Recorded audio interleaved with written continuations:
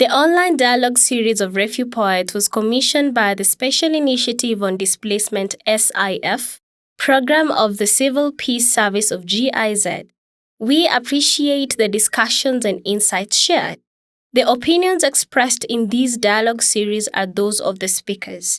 They do not necessarily reflect the opinions or views of GIZ.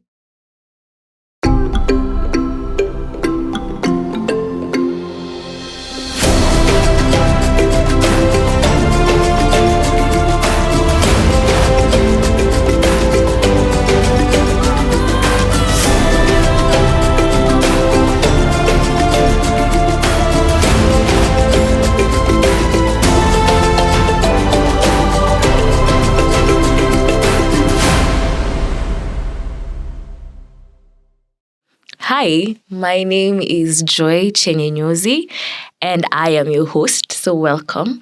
This podcast is part of a series, which is part of the Refugee Poet series on Matters Refugees for 2021. And we are powered by GIZ and the Anika Initiative. This is our first set in this series of podcast, and our guests today are amazing people. We get to talk about matters mental health, mental wellness, with the reference to the refugees and the refugee situation as at now. So I would like to introduce my guests, and I will start with the lovely Rhoda. Hi. Hi, Joy. Thank you. My name is Rhoda Wagaki. I run as a director Suruvi, Care for Caregivers. I have been a psychological counselor for about 14 years. In the 14 years, 5 have been dedicated to working with refugees. And that has actually been the reason for Suruvi, Care for Caregivers, in that apart from working with the client who comes to you as a counselor, it is important that we look at their social support and how wholesome the support is. If the caregiver is not fine, then they are doing more harm than good to the client who's coming before you. So that is me, and I'm happy to be here. Thank you, Rhoda. We are excited to have you. My other guest is Bright. Karibu, Bright. Please introduce yourself. Thank you so much, Joy. My name is Bright Shitemi, and I'm the founder and executive director of Mental 360. Mental 360 is a youth-led, youth-focused organization that works to raise awareness on mental health and provide affordable and holistic care to persons going through mental health challenges. I'm really excited to be here to have this conversation about refugees. And it's really a good job that you're doing. I'm looking forward to having this conversation. Thank you. Thank you. I am so glad that you are able to be here and give insight to this conversation. We are super excited for that. And now, my third guest. Hi. Hi. Once again, thank you for having me over here. I go by the name Chol Matiop Chol, but mostly known by my stage name as a poet, K2. I'm a South Sudanese refugee from Kakuma, and I've been in the camp for the last 23 years onward. So I'm looking forward to getting into such a very sensitive topic to me and to my fellow people that relate to it. So thank you for having me. Thank you so much for being here. And thank you for being here as our guest. And so now we will get right into the issues. How different are mental health issues surrounding the refugee community as opposed to mental health issues in the host communities? So, for instance, assuming I was having a mental issue and I am from the host community, how different would mine and say K2's mental health illnesses, how would these two differ, and would the treatment be the same? So how do we navigate that? We'll start with you. Wow, I was hoping you would, but okay. I mean, you're right here. I see. Well, as you ask the question, how different are they? I'm thinking to myself, the issues would primarily be the same. Depression is depression. Suicidal ideation is suicidal ideation. And so perhaps the question then becomes, how do they show, how do they present, these conditions depending on who is coming forward with them. And when we talk about refugee versus host community, my brain also goes towards, is it refugee male? Is it refugee female? Is it host community male? Because all of these can be very individual. Similar and yet very individual. If I am an extrovert, I will present differently from an introvert person, not whether I am refugee or I am not. And so I think to myself, the thing to do is not to look at the difference in presentation as such, but that the person who is supporting the mental wellness listens with an open mind. With an open mind such that they are able to hear what is the support system around this person, what is their interpretation of the experience they have been through or the challenges that they are facing, and not make a division in terms of, Joy is host community, therefore her depression is severe or not severe. I hope that is making sense. Yes, it is. And then Shitemi can add to that. Yes. Yeah. For me, how I approach that question is, so there's so many mental health challenges or mental illnesses. But when it comes to refugees, you'll see more of certain things. You'll see more of major depression. You'll see more of PTSD, which is post-traumatic stress disorder, or you'll see more of anxiety, guided by the nature of challenges they go through and the experiences they have or they've had. So I'd say maybe you'd see more of these issues pronounced in them. I don't think it's more of a difference because even in the wider society or the host country, you still have some of these challenges. Only that for the refugees, you go in and you'll see most of these issues, the three issues I mentioned, pronounced. So you mentioned PTSD, and then I remembered a conversation which we were having earlier, and you talked about the different stages that people, mostly actually, that refugees go through in their mental wellness journey. Would you please talk to us about that? Yeah, so there's three stages to a refugee's journey. Even life journey, let's call it life journey. It starts at home, where there is usually a social upheaval, and you get to see violence, you get to see rape, you get to see, depending on what the social upheaval, what the challenges you're going through. For some, you get to be separated from your families. So these are things that you experience at the onset of your journey. At the pre-flight process. And at that point, you make a decision then to run away because you're unable to live in that environment anymore. And then you become a refugee or an asylum seeker, then you have to run away from your home country. That alone, by virtue of leaving your home, is a traumatizing event in itself. So forget about all the things you've seen, all the violence, all the rape you've seen. And these are things you've not seen before, so you're having to see them. And this is happening neighbor to neighbor, or people you knew about, or people you used to live with. So it's quite unfortunate that then that happens, and all these experiences now count as trauma. Okay, and then you go to the second stage now, where you're fleeing and you're going to maybe a new country.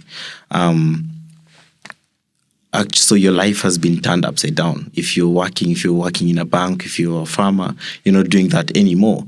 So you kind of have to re-engineer yourself to find a new purpose. Again, that's a whole process in itself that has, for some, devastating mental health effects. And so in the flight process, it's challenging with adjusting to a new environment. There's no more work for you. There is sometimes detention. There is sometimes lack of food. there is all these now challenges that present themselves in a camp. You have girls who have now to go into prostitution again. Sometimes in these places, you have more sexual abuse cases in these camps, unhygienic standards, and these things also affect the mental health of the refugee. And lastly, now as you're being resettled, now you're still resettled more often than not in a totally new environment, maybe not even your host country anymore. So you have people who are going to Canada, you have people who are going to the US and other countries. And now you have to adjust again to a new culture, learn a new language. For kids, it's an easier transition, but for adults, that's really tough, okay?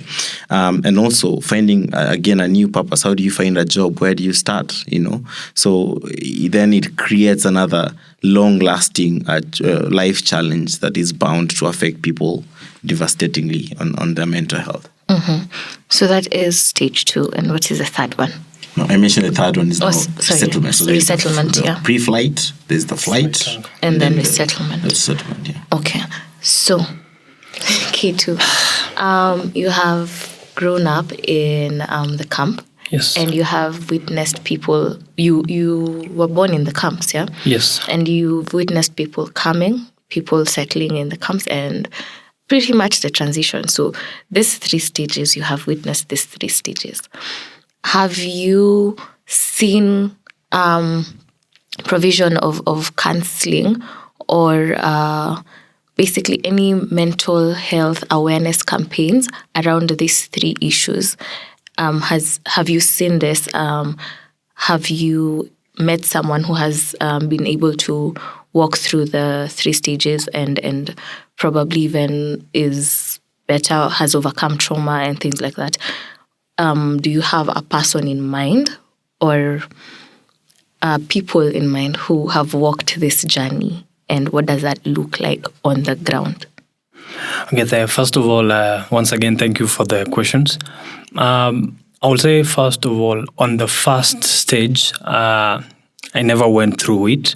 I'll say my parents were the first ones back in 92 that fled the country and came into Kenya.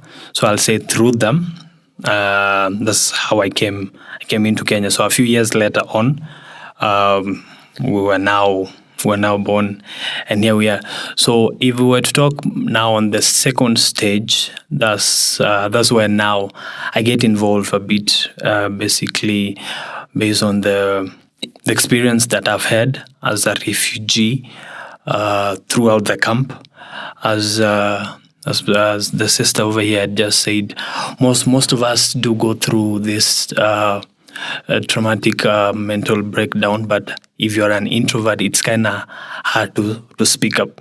So most of the time, most of the people are very afraid to sort to go for therapies so that they can somehow get help based on this. I myself, I won't say I haven't been that much into. I've never come across. I personally. I've never been into that depression, but I know of friends. I know of relatives. Like an incident of. I'll give you a short incident that happened during my childhood. A friend of mine who had a sister of his. So the sister was in school, and since the sister was in school, high school, and someone from abroad came, said. Wanted to marry the sister. The person approached the sister, and then the sister was like, I'm still in school. I need to finish my studies. And after that, we can now talk about it. But the person was like, okay, since the lady does not want to understand, let me go directly to the parents. And he convinced them by providing a bit of money. So the parents called the lady into the room.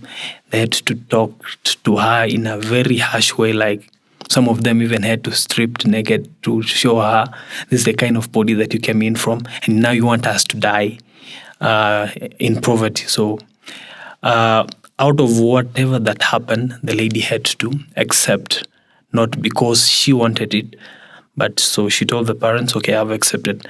The parents thought the lady was good.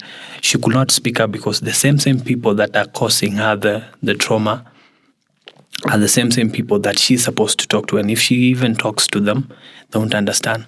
So a few days later after the incident, it's so unfortunate that the lady went and committed suicide. She was a neighbor of mine. So she was found, she had went, threw herself into the river and she got drowned. And so that's one of the first case that I came through based on depression and all that happened after it. So what I will talk about, or what I will say about it, is that based on now talking about the kind of mental illness that kind of people have from different type of environmental, or do I say geographical areas, I'll say that if a person, let's say a person that is in the camp, and the person, let's say, who has flown to US, as he had said, he had friends who have gone to the US, the different type of mental illness that they have there, you'll find that in the camp, mostly the main thing that we always have as refugees is like, okay, so now I'm getting the ratio kind of food that I'm being given. What if it ends today? What's next for me? Where will the meal come from? Where will my children eat? And all those kind of things. If we come to now the one that has flown to the US, he or she has his own ways too. Let's say you find police brutality, racial profiling, all those kind of things that do happen that you've seen on the media. So I'll say they're all going through the same thing, but from different type of geographical areas. But personally, as a refugee, I'll say that the stages of going to therapy, they're not that much there. And if there is, maybe I'm not that aware of it, but most of the friends that I have around, none of them, they will prefer talking to their parents to bring them out of depression than going for therapy. So that's basically what I've come across. Yeah. Thank you. I mean, you've shared so much. Thank you. It's very enlightening.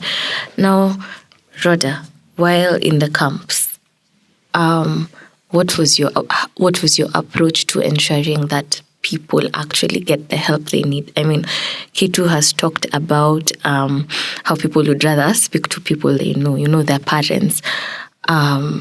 The incidents, the suicide incident, how did you handle this while in the camps? And given that you worked in both camps, actually, so how did you go about this? Getting people to come for therapy, a lot of community work, a lot of raising awareness. You will not go for treatment if you do not think you are unwell. If you have grown up thinking this is it, from any context. But if you have grown up thinking, well, girls in our community, we get up, we don't go to school, and then we get married off, and then that for you is reality. And you may not think of your feelings as they are, as unwholesomeness, right? So a lot of community forums, a lot of awareness and sensitization forums for people to be able to realize, oh, this is not normal. Oh, we can be helped. There's therapy for this. There's treatment for this. This is what is required. In the case of violations, just again, raising awareness to say, listen, this is the pathway. This is how the cycle of reporting. You go to the police, this is what you expect to find. You go to the hospital, this is what you expect to do. If there has been, it's a sexual violation, do not shower, do not do this. A lot of community awareness forums needed to happen and are still happening. Working with religious leaders, working with women, working with the men separately and together. Working with the people in authority, like the area chiefs and the headmen and all of that, to put word out there that, listen, yes, there's the concerns about food, there's the concern about housing, there are all those concerns, but as well, there are these other concerns, and there is treatment for it, there is support for it, there is help for it. That remains necessary, remains key. And so, we did a lot of that individually and within the community as well. So if, say, we met refugees in flight and they ended up in a place like Nairobi or Garissa, right? And they come, they present to you one issue, but you're able to pick up another. You still start off with educating, informing, raising awareness that this is also an issue and it also needs to be taken care of. So we did a lot of that, and it is still ongoing. I'm no longer in the camps, but it's still ongoing. And that is, to everybody who is doing all that work, good job, and keep at it. Thank you for the shout out. Yeah. So what resources are available to people in the camps? And then we're going to talk about the refugees within the urban spaces. So I'm going to start with you, Bright. Just talk to us about the resources, clinics, maybe access to professional help for refugees within inside the camps and within the urban setups. And then we will come to you. Yeah, so I think I've seen a huge focus when it comes to healthcare on other issues other than mental health. There's even when you look at our country, our budget that goes to mental health is less than 1%. Okay, so when it comes to refugees, that goes even lower. A lot of interventions and programs in refugees focus on most other issues other than mental health, so still very low. But when it comes to support of people in these camps, even therapy for them has to be contextualized. It can't be the therapy that you and I will go to. It has to be a communal approach, like she was mentioning about doing, these community awareness projects. Even for trauma, how do you have then the trauma healing in a communal setup? Because when it comes to mental health, there is something called generational trauma. So your parents, for example, in K2's case, his parents went through challenges and he was born in a camp. But these challenges can be manifesting in their lives and being passed down to the child who had nothing to do with what happened in South Sudan, for instance. So if your parent is now going through PTSD and maybe is abusing drugs and is violent, you see, that passes down to you.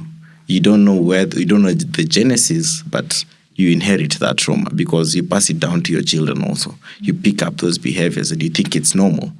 And so, again, that's why we need that collective healing where we trace it back to where it started and people understand that this is not the way things are supposed to be.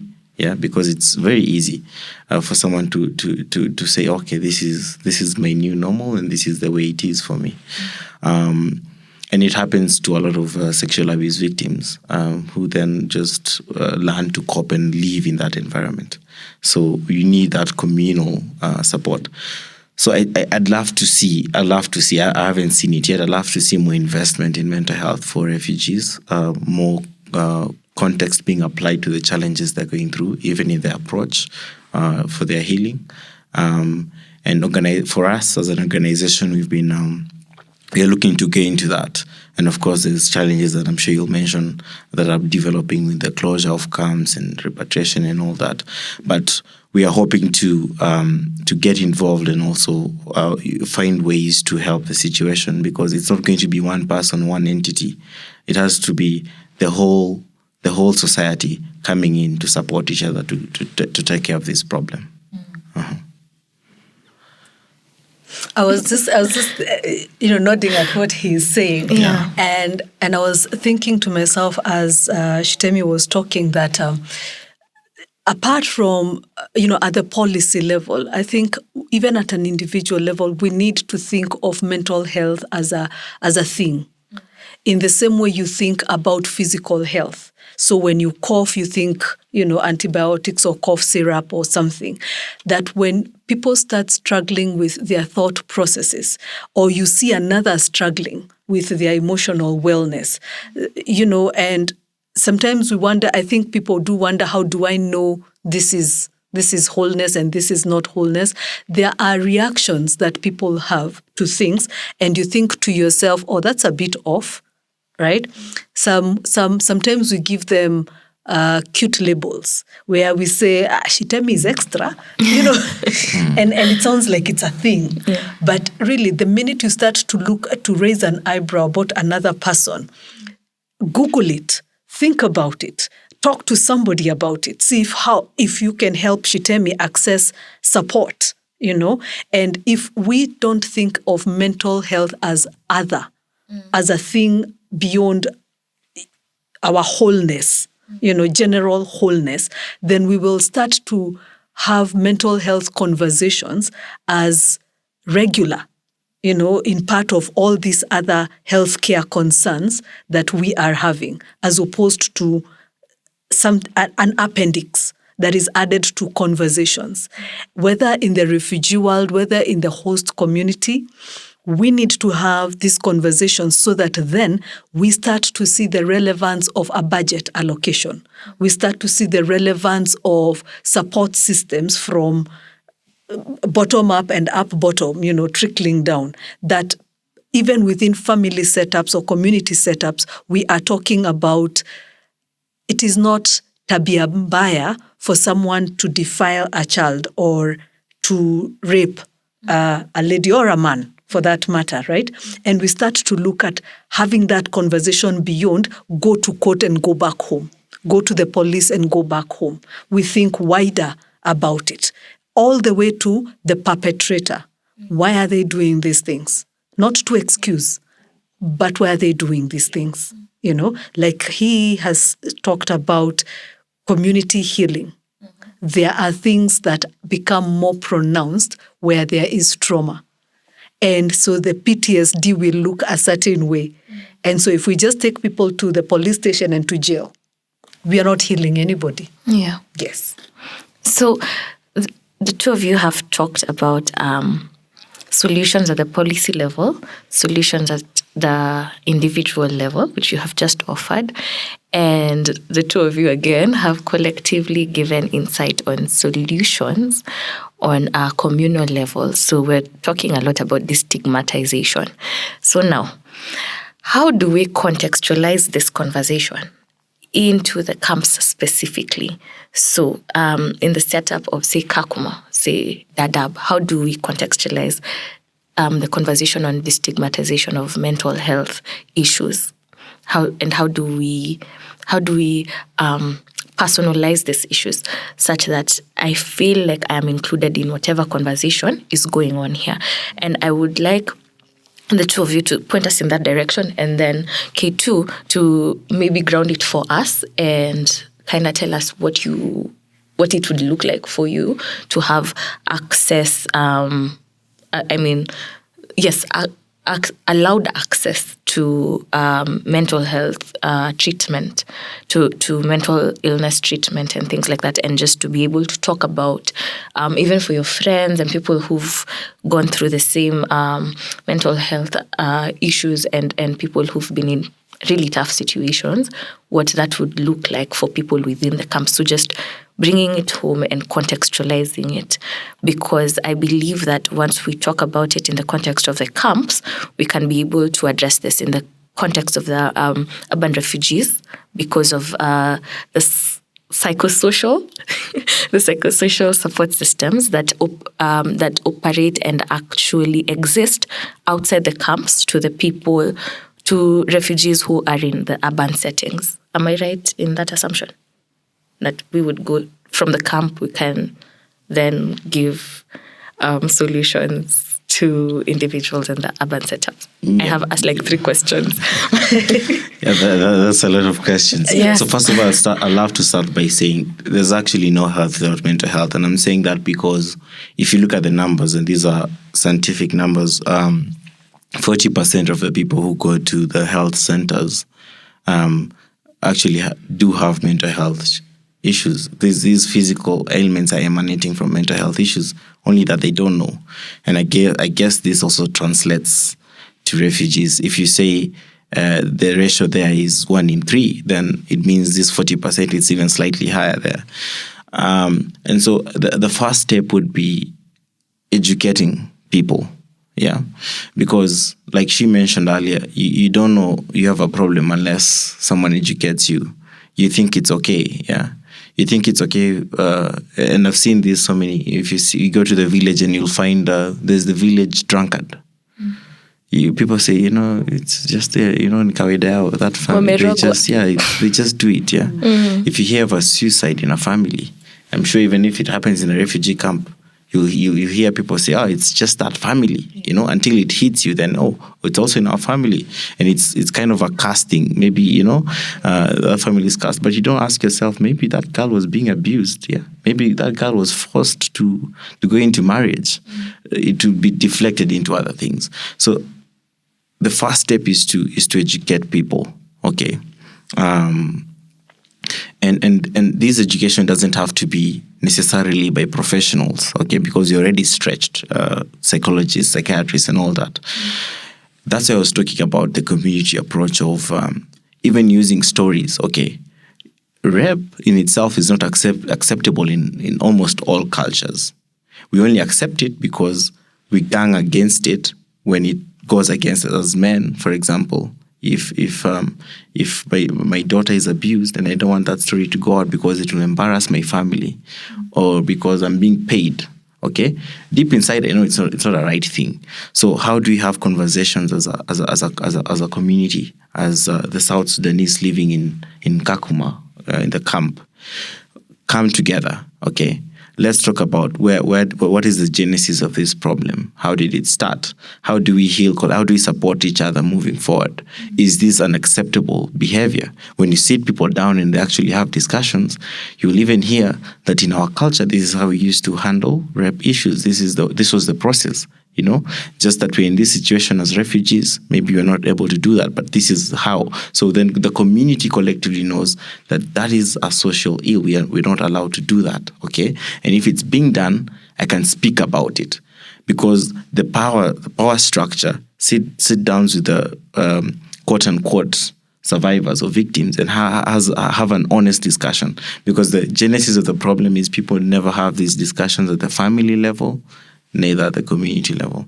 So that's the beginning. And secondly, for me, I think the approach also of training as professionals, if you go into a community and you train, for example, you pick out in the camp leaders, youth leaders or political leaders. I'm sure even there you have your own political system. They form naturally in any human settlement. You train these people on what good mental health looks like, or on what bad mental health looks like, and what are these issues. So these people who are seen or are looked up to in the community can be approached when certain issues are affecting the community. And then that speaks again to the honest conversations. And once the power structure are the people who are leading the conversation, then mental health issues will seem less and less of these challenges. So training these peers, because I don't want to go sit in Dadaab or in Kakuma, because he doesn't really relate to me. That's why he said, I'd rather talk to my father about it than talk to you. But in most cases, it's that father who's the cause, so you can't even have that conversation. So how if you train people who you are relatable, to be empowered to start that healing process, that I think will go a long way into solving the problem. Thank you. I mean, you said such powerful stuff, Yani. I know, I don't even know what to add to that. but to cap that, yes, talk is therapy. Yeah. And when we just think about just that statement, talk is therapy. Easy example. We have normalized, or we are normalizing, I know there's still some resistance, but we are normalizing walking around in masks. How did that come across? How are we there? How are our kids saying to us, Mam hojava, go back and get a mask, as opposed to parents telling their children it's, because they have been told by teachers, people they are relating with, people they see as people in authority. There are all these little adverts with, kids. Yeah. So it is kid friendly and kids can hear it in their language, right? So even when we are talking about mental health issues, beyond policy level and beyond saying there's a counseling center there, right? Let's talk about mental health a lot. Let's talk about it in different languages a lot. Let's talk about it in different contexts a lot.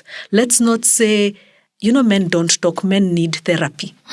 That excludes women, from the need for therapy. Right? Because we have said men need right? therapy. Let's have conversations about children who are in school, how they need children in boarding schools, how they need a counselor there. Let's talk about how people in workplaces need therapy there. Let's talk about people in the Juakali sector and where do they go. Let it be talked about a lot, so that then we even know what people know and what they don't know. For as long as you're quiet, then I don't know if you're understanding or not understanding. Are you getting what I am saying? But let people talk, so that then the other problem becomes demystifying or, filtering through the process of dissemination of information. But let's talk about mental health, so that it is so normal, there's no room for stigmatization. There's no room for it.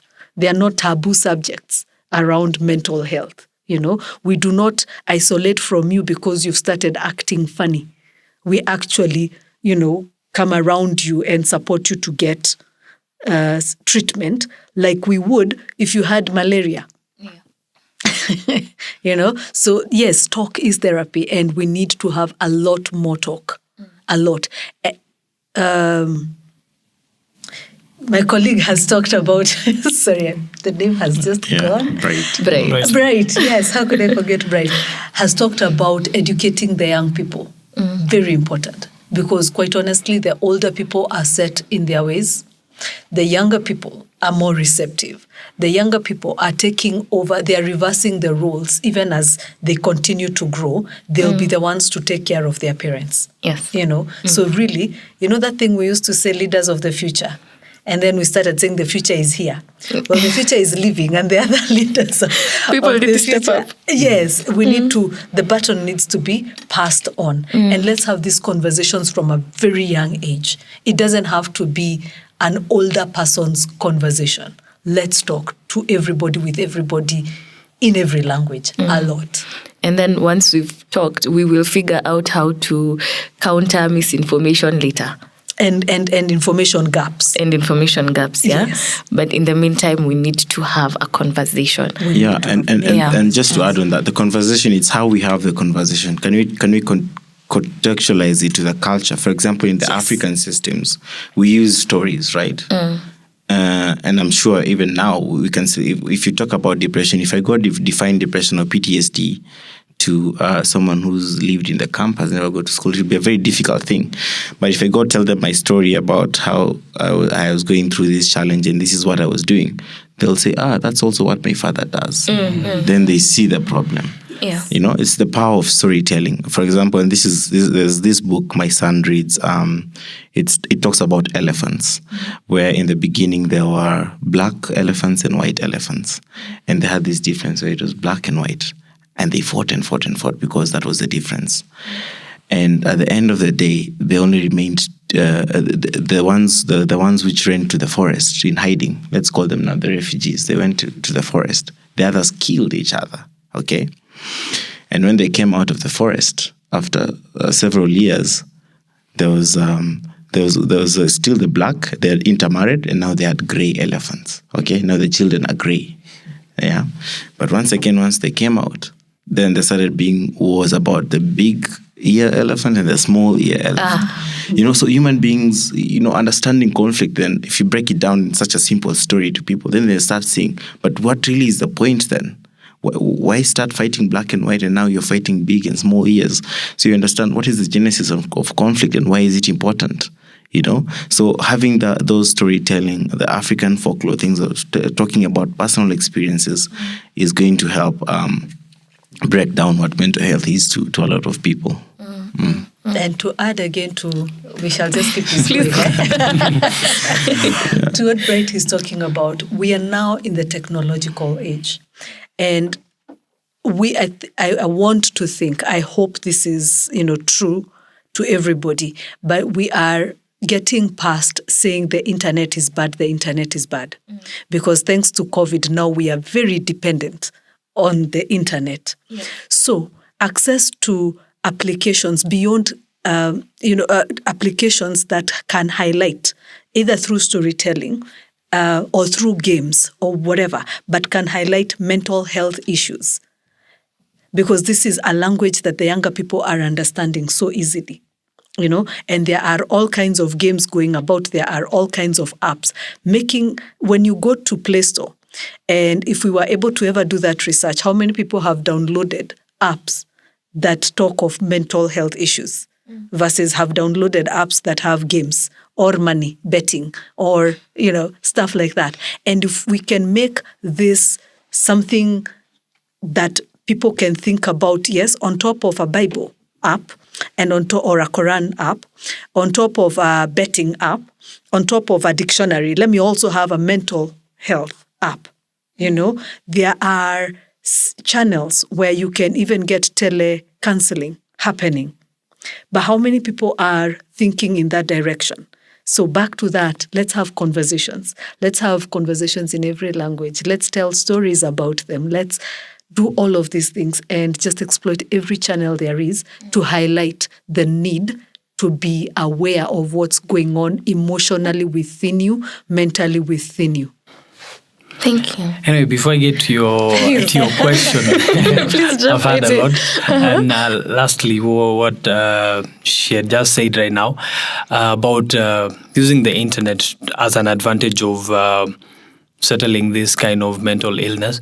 So there's a living testimony of a guy. He is a refugee. As we talk right now, he's in USA. So this guy flew from Kakuma and went to USA. After going to USA, the guy went and studied IT.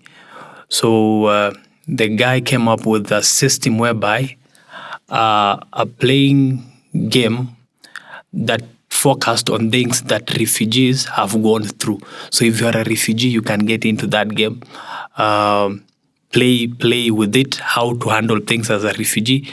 And it has helped a lot of guys. As we speak right now, this guy is he's being given some responsibilities in some certain organizations based on the game that he created. Since he's a victim, he has gone through this because he knows what it feels like to be a refugee at the same time with the mental illness. So he created that kind of game. And so whatever that you're saying really applies. It's happening. It's no longer an idea. So it's something that is really happening. What is the name of that app? Do you know? I haven't gotten that much into it, but the guy is called Deng. So big up to Deng for such a thing. He's helping guys that are in the camp and the ones that are also wherever that he's a South Sudanese. Basically, he has studied mostly, I think, IT. Yeah. Oh, wow. But as time goes by, we'll see. We'll see into the game. I'll give you guys more information. Thank you. Yeah.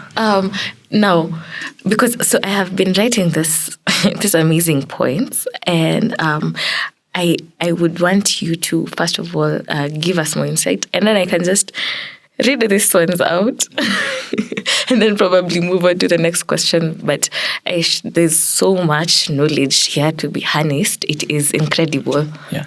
So, as he had said, they say knowledge is power. When I say power, it has the ability to solve so many things. And in the current generation we live in right now, the youth have a notion of once you're depressed, for you to let out, for you to somehow get rid of the depression for the time being, you get into drugs. So they're like, if you don't use drugs, you're a boring type of a person to hang out with, so I can't tell you my things. But if you use drugs, then we can relate to what we are going through. That's the kind of notion that the youth have nowadays. But if they were to be educated, as he had said, based on the effects of drugs, because you have mental illness, you have depression based on things that are happening at home, and then on that now you add an additional of drugs, which makes it even worse. Okay, it will help you at the time being, get into your fantasy world, forget about it. But once it's gone, you're now sober. You still come back to the same place that you are.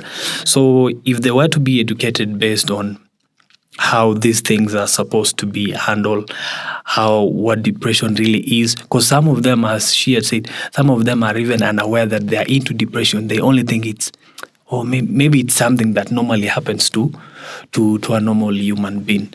But if they were educated based on what depression is, how to handle it, and who to go to, and how things are to be handled. Also on the side of not only the youth but also the parents who are the guardians to them, because as I had said earlier, most of them are caused by the guardians or the parents that are in within. I'll take an example, let's say, of my parents, right? Right now, as we speak right now, back at home, economically and in terms of things are not good back at home. So if my parent, because it's not only the youth that have depression, we also have parents too. If my parents were to come from South Sudan with their own depression, that, okay, now here we are in the camp. So how do I raise these children in such an environment? And then I come up with things that are stressing her or him up. He or she may lose it, and he's like, I don't care anymore. You go your own way. If you have your own problem, don't bring them to me, because I myself, I'm facing my own things. Because there's no way, if I'm going through depression, and then you're going through depression, you come to me for advice, which is the same thing that I'm going through. There's no way that will help each other, because we're in the same situation over here. So if they were to be educated on how to handle these things, what action should someone take once you know that you're into depression, someone close to you is into depression, it will really help. It will really help a lot. Mostly in the people that are in the camp. I'm speaking on behalf of them. Some of them are not here, but on behalf of them, that's why I'm saying this, because things that are passed on to the next generation, as he had said, there's war back at home right now. The current generation that is moving from home into the camp, the kind of mentality that they have right now is that, so this tribe is doing this to us, so in case I make it into power, I'll do the same to that tribe.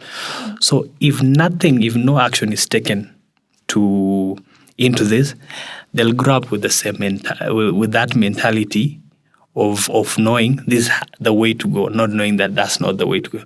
But if they were to be educated, it will change a lot. Most of us, the next coming generation, won't ever live in the camp and will never call themselves refugees again.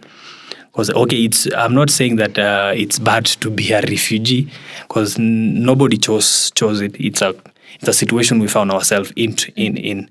So, but if such awareness, if people talk more of it, and people feel open to it, because most of the time you'll find in some communities, when such topics are brought up, mostly people turn tables. They don't want to talk about it.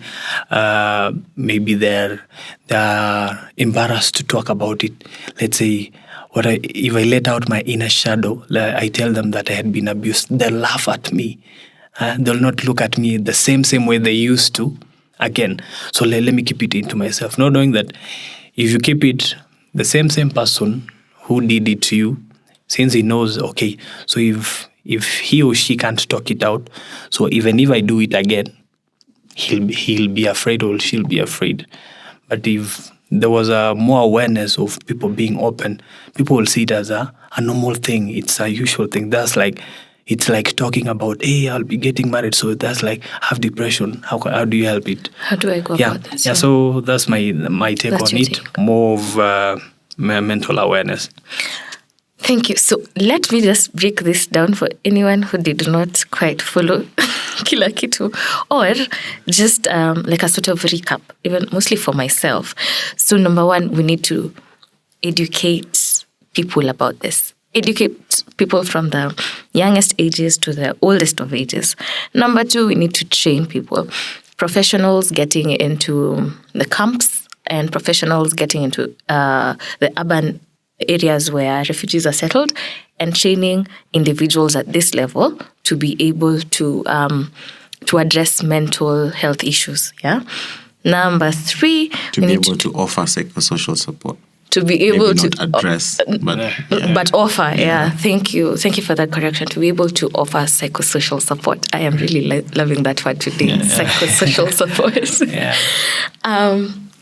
Number three, talk is therapy. So the more we talk about it, the more we normalize it. So talk about it up until the one thing we have to fix now is misinformation, and not necessarily lack of information. Yeah, we will address misinformation, but we now need to talk about the elephant in the room. Also, the need to demystify. So this is number four. We need to demystify the entire issue and matters surrounding mental well-being. And we can do this through storytelling, which is it is right there, mostly in our African context, actually. Narration has been there, oral, what is now called oral literature. Orature has been there for a very long time, and it is endless in poetry, in song, in dance. And we use this, and we will talk about mental health matters, and we will continue demystifying this, this thing that is so unknown that we don't necessarily want to venture into it. And then using technology, so apps like the game developed, and more apps, such that it is one of the application in any phone you come across, And the last one, most importantly, information, the need to have information. And just after people have accessed information, being able to place information, being able to place information where it is accessible to everyone. And then now we can continue talking about mental well-being. Yeah. Now, next year there's a pending issue. Yeah. So there's the coming closure of camps. So Kakuma and Dadaab, and this was agreed upon. It was a move that was proposed by the Kenyan government, and then so UNHCR and the Kenyan government came up with ways to facilitate. Yes, ways to facilitate the closure of the camps. Yeah, so there are three ways, and this is going to be my final question because, camp closure might be inevitable. We're not quite sure, but it is definitely here. So, refugees who have known the camps as home for so long are now faced with three options. Number one, to integrate into the host community, which is a Kenyan society. Number two is they might be repatriated to their home countries, depending on how suitable they find that. And the third one, sorry, I said depending on how suitable they find that, but I am not quite sure about the last bit. But yeah, so repatriation to their home country, and number three would be repatriation to a third country, so another host country. Yeah, so in respect to our conversation today on mental health and mental wellness, how do you professionals, and you, a professional in your own right, how do you see this playing out for the mental well-being of the refugees? All these three scenarios, and including the camp closures. Yeah? So where do we start? Who wants to take this one? How much time do we have? This is our wrap-up. This is a wrap-up. Yeah, let me. I can just speak to that also. For me, it's not so much what I think about it. It's about the refugee. What do they feel about it? I think I'm all about consent in terms of getting to get their point of view and saying, look here, sir or madam, you've been in this situation for these many years. Okay, it's actually unsustainable to go on keeping a camp, because what's happening is you have more and more people coming.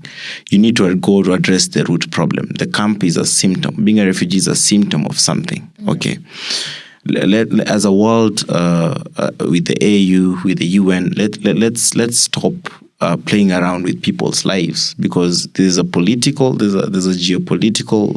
thing going on here. There is interest going on here. But how can we put people back in their homes? This is unsustainable, number one. But also going to the individual and asking, what do you feel about this? Are you comfortable going back home? No one is happy living in a camp. Maybe I don't know if there is anyone who's happy living in a camp. But do you want to go back home? Do you want to be accommodated in the new country?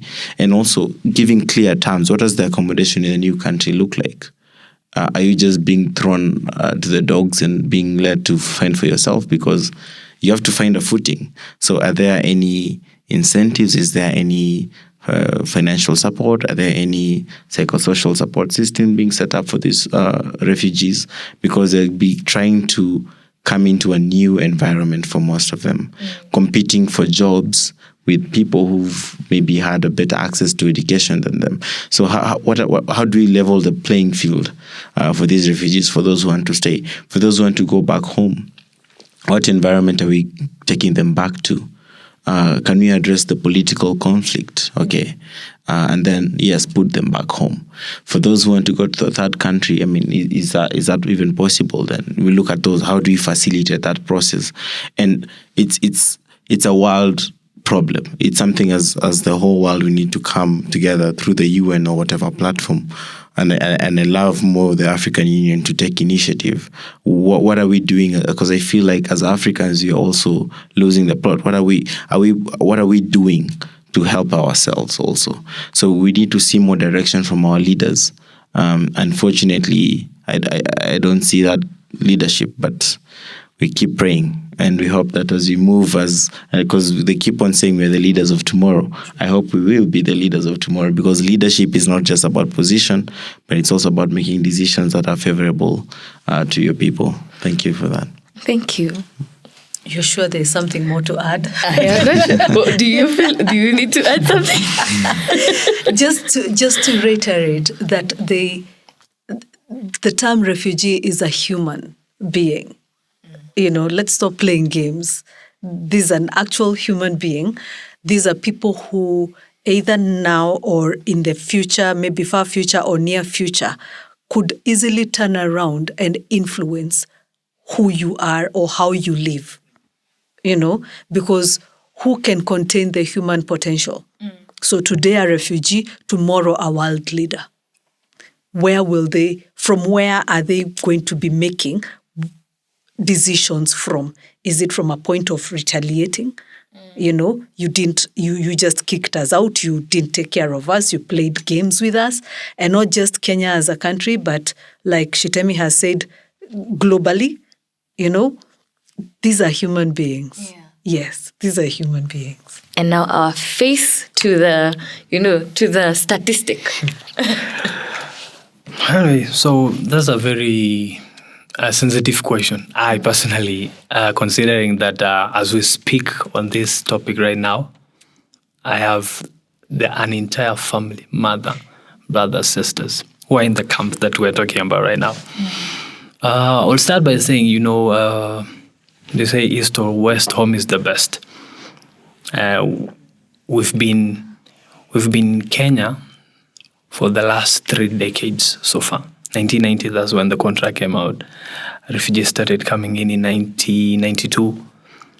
My parents being the first generation of of the refugees that came into the camp. So with such a thing that has already come up right now, we can't rewind time, rewind it back to how things were good back in then, and then tell the leaders like give us time or don't do this. It's something that has already been decided and it's happening. So from my point of view, as the victim here, Kakuma has been a home to most of us, not only South Sudanese. We've had Ethiopia. We have places that are named differently. If you go to Kakuma refugee camp now, there's a place called Somali. There's a place called Ethiopia. There's a place called Hong Kong. All the way from China into the camp, you see. So these are different kind of people from different countries living within. So I'll be wrong if I say, oh, we South Sudanese, we will suffer. No, I'm not only talking of my people, but I'm also talking of the people that were in the same condition with me. So it has been a home to most of us. Personally, I've lived there for more than 23 years. I know nothing much about my country. I've only been there for let's say twice. And it's been almost a decade right now since I last went back. So the thing here is, nobody has refused to go home. We can go home. But the question here is, do you ask yourself what caused them to flee their country into where they are? And if you're now telling them to get back into their country, whatever that chased them out, has it been solved? Or are they getting into it again? And if they get into it, where will they go again? So finding time as resettling will be a problem. It will take time before you resettle, and before you resettle, by the time you resettle, you'll have lost a lot of things that you've had. And if we were to talk about going to other countries, okay, some of them are already there. But life over there is not what we think that the Western world is developed. So if we go to the Western world, life will be easier there. Once you reach there, you'll have to cope with the life over there.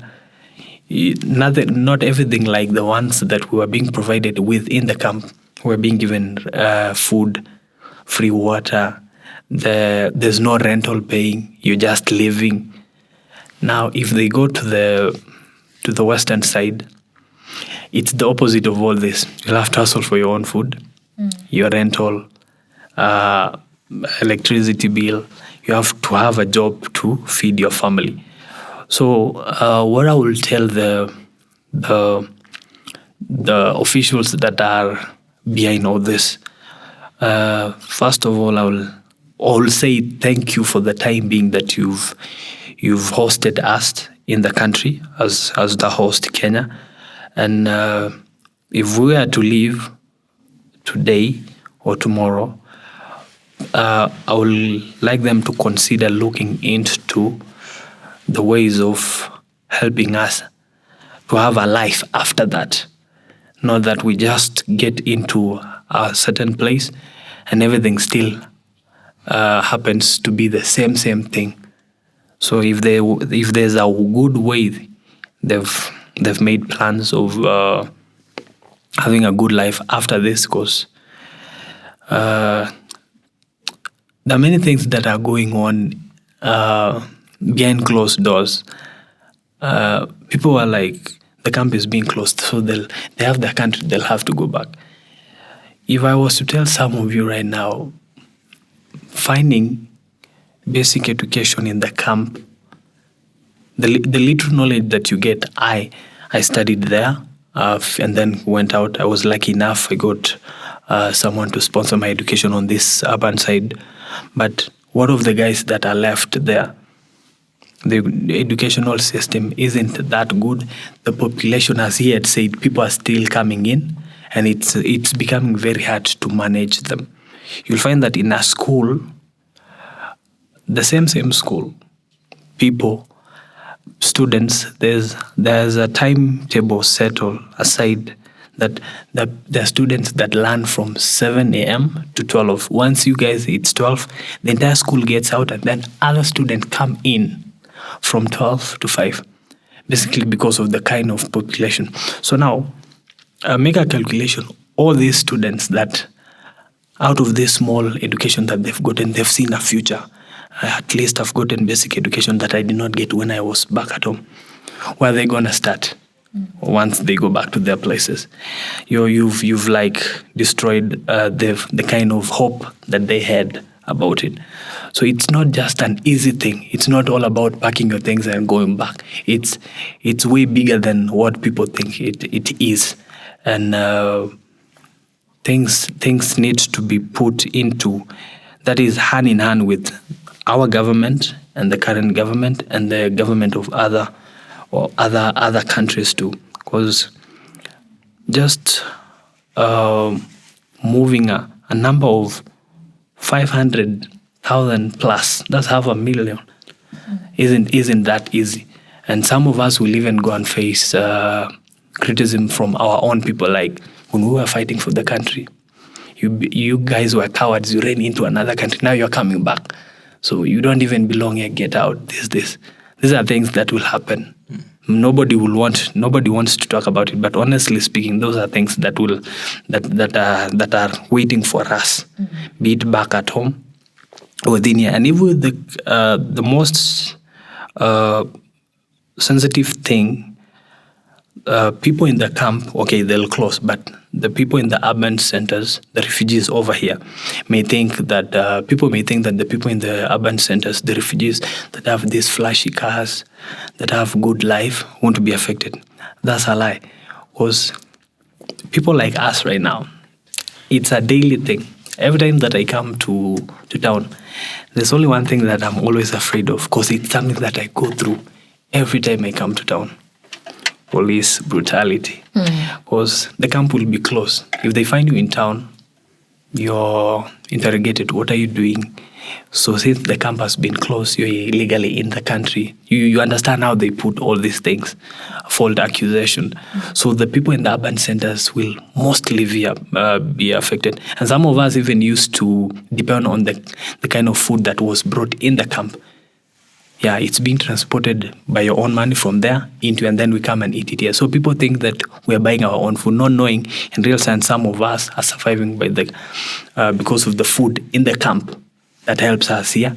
Some of them, they come in and help their family members. So there's a lot to talk about. If we were to continue with this conversation, we'll go for hours. But I'm thankful that we have 11 episodes to explore the refugee situation in Kenya and matters affecting refugees. So we're going to definitely have an episode on education.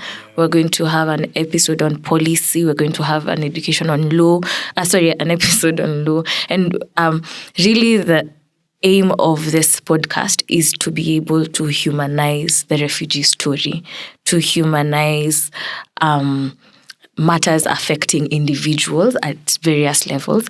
And how can and even interrogate how can the Kenyan society integrate with the refugees? Because as Bright has said, as Rhoda has said, these are human beings. So I think I would like us to end at that note, that we need to remember that refugees are human beings who face the same mental issues as we all do, but in a heightened sense. No one chose to be a refugee. And that said, once there's access to information, access to resources, then refugees will also be able to get help that they need, to get the mental help that they need. And we need to talk some more about mental health, mental wellness, and the psychosocial support needed for the... You're in love with that word today. I learned it today. Okay.